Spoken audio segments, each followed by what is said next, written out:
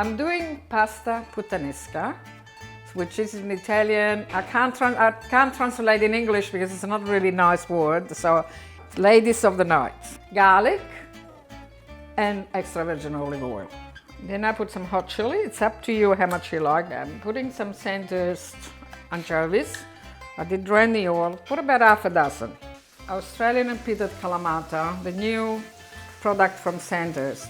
And then you put the cherry tomatoes, smoothy cherry tomatoes. Some people take the skin off, but the skin gives it the flavor.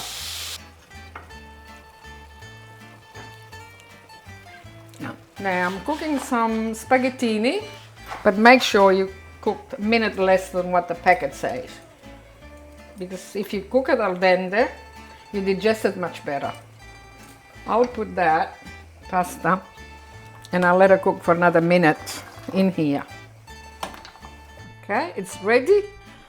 I like to add some capers, but you don't have to if you don't like it. So then I put some extra virgin olive oil on top. Okay, there's my spaghetti Putanesca. And what do you think, chef? I like your opinion. Nonna Geraldina, you've done an amazing job. Your Putanesca really reminds me of my own nonna. It looks fantastic and I'm sure it's delicious. But today, Luca wants to surprise you with something a little bit different, something a little bit more chefy. Now, before I'm starting, I want to show what I've done to do something a bit different, a bit fun. I've slow cooked in extra virgin olive oil some red onions in with a little bit of bay leaves and also some fresh thyme, and I confit as well a little bit of garlic, which I'm gonna use as well. It's nice and soft. So this was slow cooked for about 45 minutes at 120 degrees until it goes nice and soft. I'm gonna use some of the oil because it's packed of flavor of onions and garlic. Okay, but the rest I'm gonna use it just to garnish because it's already cooked and it's got a beautiful aroma. So while this is warming up, classic ingredients for Putanesca. Well, I'm gonna use them all. Everything in this dish is exactly what you would do with a Putanesca. So I've got some anchovies. I'm gonna let them to break down. I got some green olives and black olives. So olives doesn't have to be the both color, but I thought, you know, it's gonna add a beautiful look to my finished dish. So I'm gonna just I wouldn't say even cook, I just want to probably have those anchovies to melt through the oil, and that's job done. So I'm going to increase the heat. While this process is happening, I'm going to go in with my fresh tagliolini, which something this thin, obviously it's about 1 to 2 minutes realistically, and we will be finish it in the pan by tossing it through the rest of ingredients. So tagliolini goes into boiling water. As always, the main starch is happening right here, right now. Give it a good stir so it's not gonna stick together.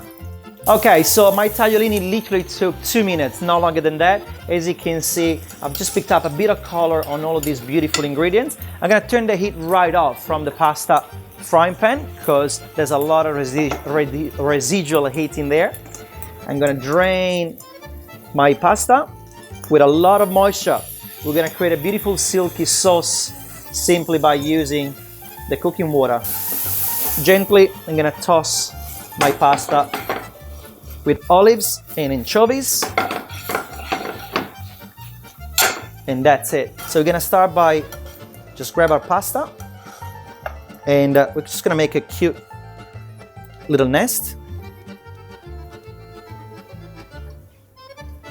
Straight on the plate. I'm gonna show you what I've done here. I've done something a little bit fun. I've got a bit of cream, a little bit of milk. We made an infusion with Parmesan cheese, and finally we put some beautiful multi tomato. We blended it all up, we sieved it. It went to a cream with charger, 1 charge. I'm gonna garnish that up around with a little bit of this beautiful tomato and Parmesan foam. Then I wanna definitely leverage out of these beautiful flavors. I've got this amazing soft garlic. I'm trying not to break it up. Then I'm gonna grab finally my red onions, which have been slowly cooked in extra virgin olive oil. Little micro herbs. And we've got Luca's Putanesca. I'm gonna use a few drops of that very flavored oil to make it look extra pretty. And if you ask me, that looks pretty yummy, but this last component, to complete a proper puttanesca. I've got onions, as you should have, olives, anchovies, bitter tomato, and finally parmesan scattered across, but I've got it in my phone. And now last, I got some capers, which is a must. And these baby capers have been dried in the oven, and we're gonna use that as a little dust.